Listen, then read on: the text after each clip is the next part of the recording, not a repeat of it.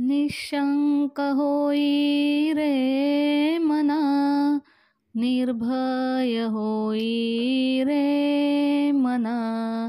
अतर्क्यवधूत हे स्मरणगामी, अशक्य हि शक्य करतील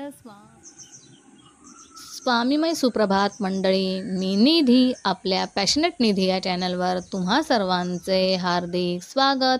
तर मंडळी, छान अशी मी बागेमध्ये उभी आहे. माझ्या गॅलरीमध्येच अशी मी छोटीशी बाग केलेली आहे आणि आजचा दिवस आहे तो म्हणजे गुढीपाडवा. तर व्हिडिओ खूपच उशिरा येत आहे कारण आम्ही बाहेर गेलो होतो फिरायला. त्यानंतर घरात आजारपणं होती, बऱ्याच काही गोष्टी होत्या ज्याच्यामुळे व्हिडिओ खूपच लेट येत आहे. पण तुम्ही हा व्हिडिओ बघून नक्कीच मला प्रोत्साहन द्याल याची आशा बाळगते. तर छान असं सकाळी माझी अंघोळ वगैरे सगळी झालेली आहे. काही घरातली छोटी छोटी कामं होती ती सुद्धा इथं आवरलेली आहेत. आणि आता माझं महत्त्वाचं काम चालू आहे ते म्हणजे झाडांना पाणी घालणं. छान असं झाडांना मस्त शॉवर द्यायचा की झाडं अशी छान फुलतात, प्रसन्न होतात आणि ती प्रसन्न झाल्या की आपोआपच मी सुद्धा प्रसन्न होते. तर खरंच खूप छान वाटतं आहे. आणि इथे चालू आहे नंदूची पूजा, कारण आज गुढीपाडवा आहे. आजपासून आपले मराठी नववर्ष सुरू झालेले आहे आणि नंदू बघा कशी छान मन लावून पूजा करतोय. तर आमच्याकडे जी अन्नपूर्णा माता आहे ना आणि महालक्ष्मीची जी मूर्ती आहे ना त्याला तो ना अष्टगंध आणि हळदीने ना छान असा कपाळावर मळवट भरतो.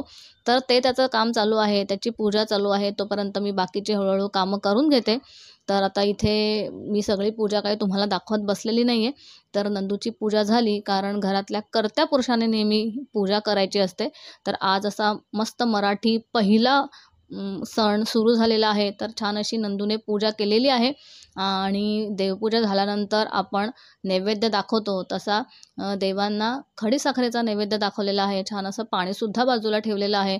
आणि हे सगळं आवरेपर्यंत माझी जी पण काही छोटी छोटी कामं असतात, जसं झाडांना पाणी घालणं, बरीच कामं असतात. म्हणजे आपण त्याची लिस्ट नाही करू शकत. उंबरठ्यावर छान हळदीचं लिंपण करून घेतलं, म्हणजे कसं ना उंबरठा अगदी व्यवस्थित सुकला की मग त्याच्यावर छान तो उंबरठा असा सजवता येतो फुलांनी वगैरे. आणि माझ्याकडे जी रेडीमेड रांगोळी होती तीच मी घातली. त्याच्यानंतर नंदूला ऑर्डर होती, त्याच्यामुळे पूजा करून तो लगेच निघणार होता. त्यामुळे गुढी उभारण्याची सगळी तयारी मला करायची होती आणि ती गुढीसुद्धा मला स्वतःलाच उभारायची होती. तर बघा छान असा महालक्ष्मी मातेला जी फ्रेम आहे तिला असा छान हार घातलेला आहे आणि अशी छान अशी पूजा इथे संपन्न झालेली आहे. मग त्याच्यानंतर माझी देवपूजा, जसं देवाला अष्टगंध लावायचं, हळद, कुंकू, अक्षता, फूल वाहून नमस्कार करायचा. दिवा तर नंदूने लावलेलाच असतो, कारण अग्नीच्या साक्षीनेच आपण नेहमी देवपूजा करायची असते. तर त्याच्यामुळे माझं जे पण काही रोजचं रुटीन आहे, सकाळची देवपूजा, नित्य नामस्मरण, नित्यसेवा, त्याचप्रमाणे तुळशीला पाणी घालायचं, सूर्यदेवाला अर्घ्य द्यायचं, हे सगळं झाल्यानंतर मग इथे मी गुढी जी उभारायची होती त्याची तयारी सुरू केलेली आहे. तर गुढीसाठी जी वेळूची काठी लागते ना त्याला छान अशी हळदी कुंकवाची 5 बोटं ओढून घेतली. त्यानंतर हा आहे कलश. तर हा कलश थोडा डिझाईन त्याला असल्यामुळे ना त्याला मी फक्त बोटं लावली हळदी कुंकवाची. त्याच्यानंतर इथे कडुलिंबाची पानं जी खूपच महत्त्वाची असतात, तर ती इथे मी गुढीला बांधते आहे. तर हे गुढी बांधण्याचं काम मी एकटीच करत असल्यामुळे ना मला थोडासा वेळ लागत होता, कारण मी आणि किट्टू आम्ही दोघंच होतो. आणि किट्टू तर तुम्हाला कळतच असेल, हे तुम्हाला जे पण बघायला मिळतं आहे ते सगळं किट्टूमुळे, कारण किट्टू शूटिंग करते. त्याच्यामुळे ना एकटीलाच ते बांधणं, ती वेळूची काठी पकडणं हे थोडंसं डिफिकल्ट जात होतं. पण तरीसुद्धा मनात जर असेल तर सगळ्या गोष्टी शक्य होतात. तर त्याच्यानंतर छान असा फुलांचा हारसुद्धा मी इथे घातलेला आहे.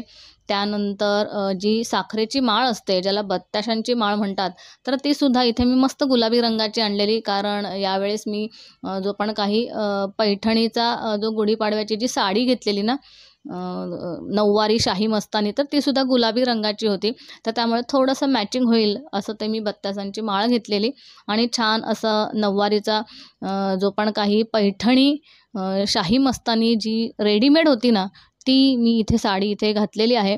आणि इतकी सुंदर दिसते ना ती गुढी. आणि last but not the list ते म्हणजे जो कलश आहे तो असा उलटा करून आपण नेहमी गुढीला घालत असतो, तर तो सुद्धा इथे घालून झालेला आहे.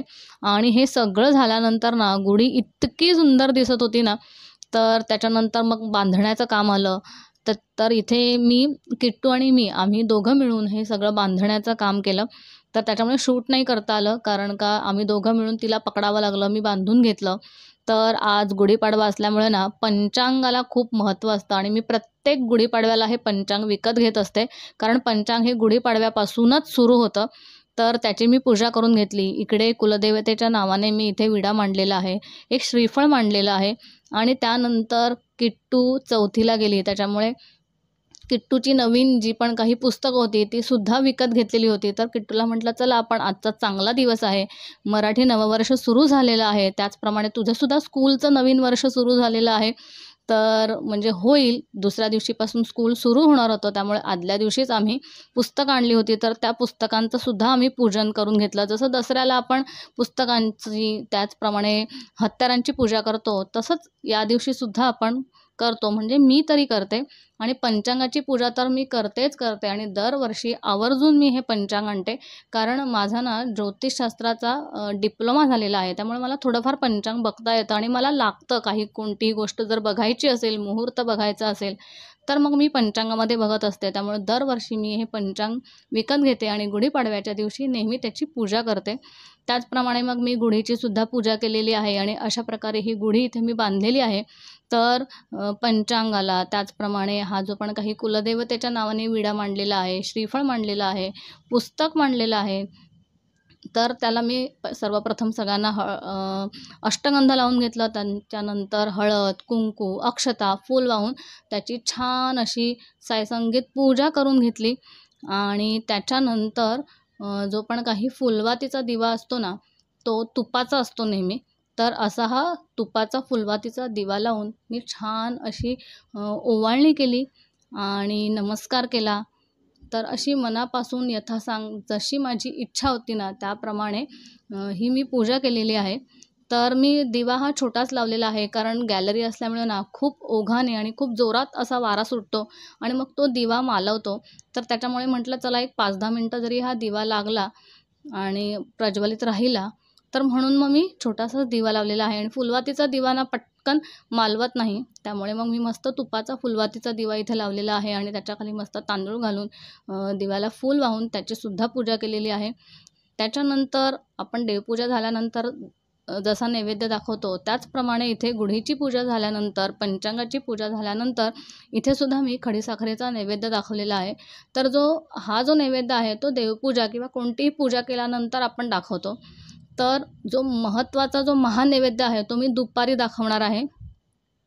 तर अशा प्रकारे छान अशी पूजा झालेली आहे. तर आता इथे सगळी देवपूजा, जे पण काही रोजचं रुटीन आहे, देवाचं नामस्मरण आहे, नित्यसेवा आहे, सगळं करून झालेलं आहे. गुढीची सुद्धा पूजा करून झालेली आहे आणि आता इथे मी तोडगा करायला सुरुवात केलेली आहे. तर एक पिवळं कापड घेतलेलं आहे छोटं चौकोनी, त्याच्यामध्ये 1.25च्या मापामध्ये गहू घेतलेले आहेत. एक छान अशी लेकूरवाळी हळकुंड घेतलेली आहे, हरडा घेतलेला आहे. हा जो हरडा आहे तो कोणत्याही आयुर्वेदिक दुकानामध्ये आपल्याला मिळतो. त्यानंतर मी एक चमचा घेतला आहे मापासाठी. तर त्या चमच्याने 1.25 चमचा असं मी इथे नागकेशर घातलेलं आहे. 1.25 चमचा आपलं जे रॉक सॉल्ट असतं ना, ते घेतलेलं आहे, म्हणजे खडा मीठ. त्याच्यानंतर ₹1चं नाणं, असं करून त्या पिवळ्या कापडाची एक गाठोडं केलेलं आहे.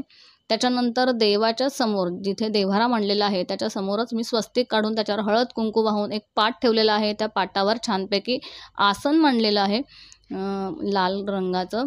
आणि त्याच्यानंतर या गाठोडीमध्ये ना एक तांब्याची पावलं असतात, जी अन्नपूर्णा मातेची पावलं असं म्हणून आपण ती पावलं छानपैकी त्याच्यावर अभिषेक करायचा असतो आणि मग ती अभिषेक करून आपण पावन करायची आणि त्याच्यानंतर त्या गाठोडीमध्ये ठेवायची असतात. तर आता ही पावलं आहेत ना, ती मी अभिषेक करून पावन केलेली आहे. मस्त काढली आहे रांगोळी. थँक्यू. स्वरा पण आहे ना. हो. तर हे बघा, एका ताम्हणामध्ये ना मी 3दा पाण्याने या तांब्याच्या पावलांवर अभिषेक केलेला आहे आणि ओम अन्नपूर्णाय नमः असं म्हणून तो अभिषेक करून ही जे पण काही गाठोडा आहे ते तयार केलेलं आहे. त्या गाठोड्याला अष्टगंध, हळद, कुंकू, अक्षता, फूल वाहून त्याची पूजा करून घेतलेलं आहे. त्याच्यानंतर इथे मी तुपाचा दिवा प्रज्वलित करून त्याने ओवाळते आहे. त्याच्यानंतर धूपसुद्धा लावलेला आहे आणि त्या धुपाने सुद्धा या गाठोडीला छानपैकी ओवाळायचं आहे. आणि मनापासून त्या गाठोडीची पूजा करायची आहे. आणि आपल्या मनातल्या ज्या पण काही सुप्त इच्छा असतील आपल्या संसाराच्या बद्दलच्या किंवा घराबद्दलच्या, आपली जी पण काही अडचण असेल त्या सगळ्या इच्छा पूर्ण होवोत आणि तुम्ही बरोबर अशीच साथ द्या, असं देवांना आपण विनवणी करायची आहे. आणि छान अगरबत्ती वगैरे दाखवून आपण त्याची पूजा करायची आहे. आपल्या घरामध्ये ज्या पण काही अडचणी असतील, आपल्याला कशाचा काही संघर्ष असेल किंवा त्याचा सामना करावा लागत असेल, तर त्याच्यात मला यश मिळू दे, अशा ज्या पण काही सुप्त इच्छा असतील, कोणत्याही अडचणीतून मार्ग काढायचा असेल, तर अशा सगळ्या इच्छा आपण देवाकडे मागायच्या आहेत. अशा प्रकारे या गाठोड्याची पूजा करून झाल्यानंतर आपण एक जपमाळ घ्यायची आहे आणि आराध्य दैवत गणपती बाप्पांचं नामस्मरण करायचं आहे 108 वेळा. त्यानंतर कुलदेवीचं नामस्मरण करायचं आहे 108 वेळा आणि त्यानंतर ओम वैष्णवे नमः असा 108 वेळा जप करायचा आहे. आणि निदान अर्धा तास तरी किंवा तो जो पण काही तुपाचा दिवा आपण त्या गाठोड्यासमोर प्रज्वलित केलेला आहे, तो मालवेपर्यंत ही गाठोडी आपण देवासमोरच ठेवायची आहे. आणि त्यानंतर ती आपण आपल्या स्वयंपाकघरामध्ये जिथे शक्य असेल तिथे जी वरची बाजू असेल ना, जिथे आपला जे महिन्याचा मासिक धर्म आहे, त्यावेळी आपला हात बोट लागणार नाही याची काळजी घेऊन अशा ठिकाणी ते गाठोडं ठेवायचं आहे. आणि इथे बघा छान रांगोळी इथे संपन्न झालेली आहे. तर इथे मध्ये-मध्ये किट्टू मला रांगोळी बघायला बोलवत होती आणि त्यांनासुद्धा मला चीअर करायचं होतं. छान मनापासून रांगोळी काढत होते आणि बघा किती छान रांगोळी काढलेली आहे. तर मुलांना असं चीअर केलं ना, की ते सुद्धा अगदी मनापासून या गोष्टींमध्ये रस दाखवतात आणि टीव्ही बघण्यापेक्षा, मोबाईल बघण्यापेक्षा हे केव्हाही चांगलंच. तर आता इथे दुपार झालेली आहे आणि माझा महानैवेद्य इथे तयार झालेला आहे. खरं तर माझ्याकडे मावशी येतात स्वयंपाक बनवण्यासाठी. तर माझी ही सगळी पूजा होईपर्यंत, तोडगा होईपर्यंत मावशीनी छान असा स्वयंपाक केलेला. तर त्याच्यामुळे देवासमोर माझा नैवेद्य दाखवून झालेला. तर आता इथे मी गुढीलासुद्धा नैवेद्य दाखवलेला आहे. तर नैवेद्यामध्ये काय आहे, साधंच जेवण आहे. वरण, भात. वरण म्हणजे सपक वरण. नैवेद्य दाखवताना वरणाला मी फोडणी देत नाही. त्याच्यानंतर छान अशा पुऱ्या होत्या, श्रीखंड होतं चितळ्यांचं मस्त छान, वालाची उसळ होती आणि ताक, लोणचं.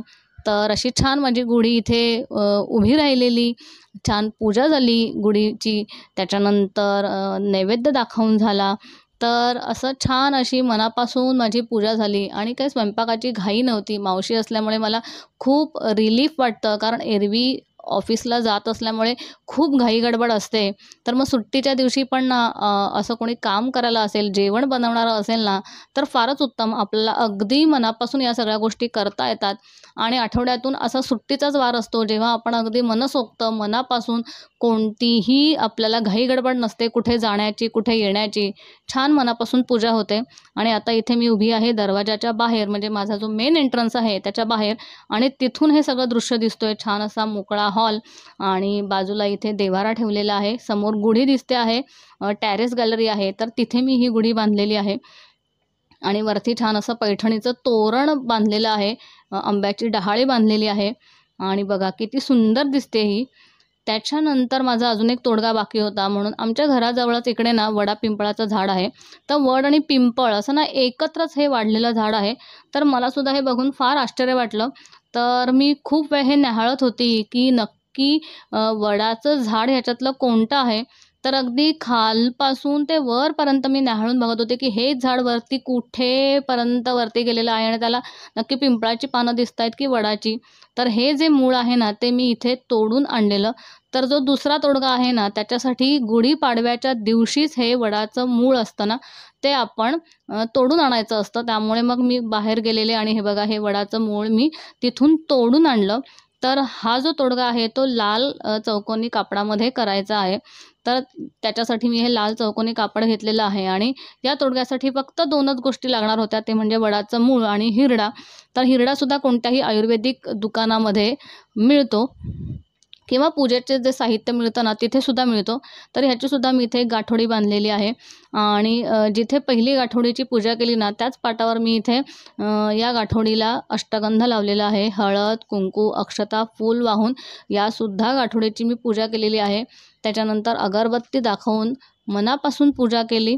आणि त्याच्यानंतर पुन्हा एकदा या गाठोडीसमोर सुद्धा मी सर्वप्रथम गणपती बाप्पांचा 108 वेळा जप केला. त्याच्यानंतर कुलदेवतेचा 108 वेळा जप केला आणि ओम विष्णवे नमः असा 108 वेळा जप केला. आणि या गाठोडीची पूजा केल्यानंतर असे जप केल्याने ना ती गाठोडी अभिमंत्रित होते आणि आपल्या घरावर तिचं लक्ष राहतं. ती तिचे जे पण काही गुणधर्म आहेत ते ॲक्टिव्ह होतात.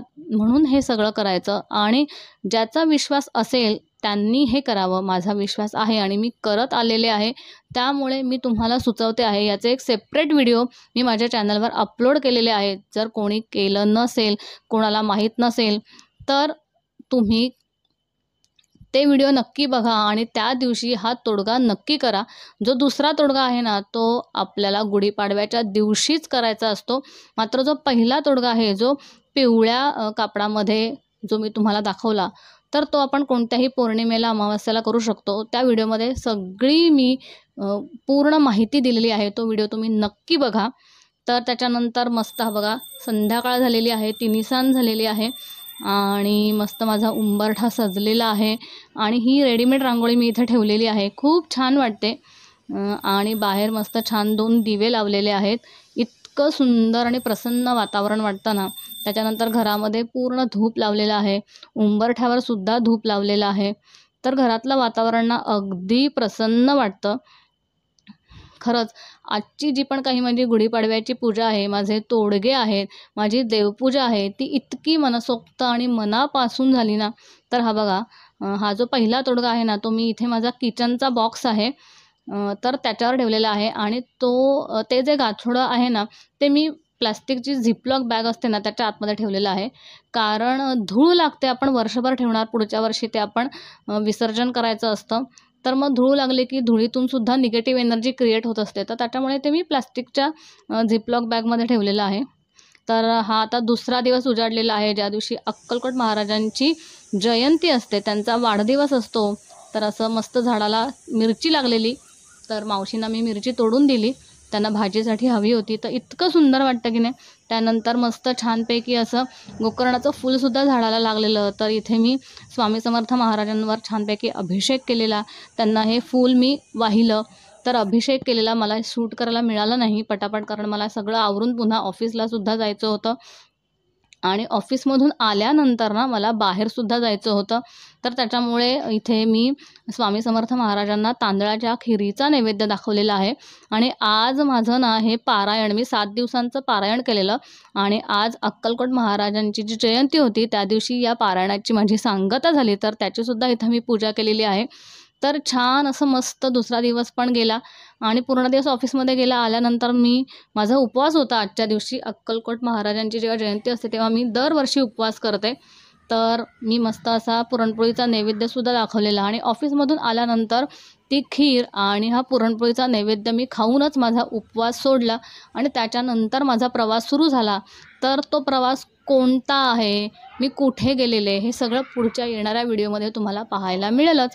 तर मंडळी ही आजची गुढीपाडव्याची पूजा, त्याच्यानंतर दुसऱ्या दिवशीची अक्कलकोट महाराजांची पूजा खूप छानपैकी प्रसन्न झालेली. तर हा व्हिडिओ तुम्हाला कसा वाटला मला नक्की कमेंट करून सांगा. व्हिडिओ आवडला असेल तर व्हिडिओला लाईक करा, शेअर करा आणि माझ्या चॅनलवर जर तुम्ही नवीन असाल तर सबस्क्राईब करायला मात्र विसरू नका. तर पुन्हा भेटूयात अशाच एका नवीन व्हिडिओमध्ये नवीन माहितीसह. तोपर्यंत काळजी घ्या, सेफ रहा अँड बाय बाय.